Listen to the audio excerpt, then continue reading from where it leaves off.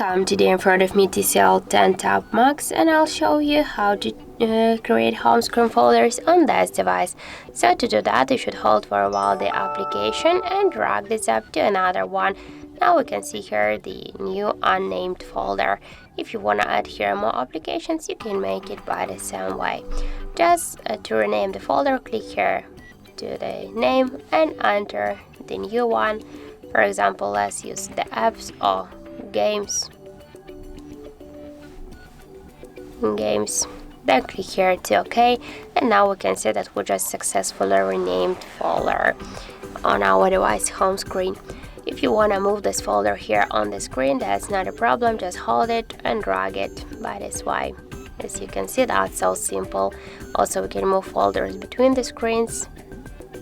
So here we have just the new screen, and we can also create a new screen with a folder. That's also so simple to do. And let's just go back to this screen, and if you wanna also remove the application from the folder, hold it and drag it here if you wanna stay with this app on the home screen.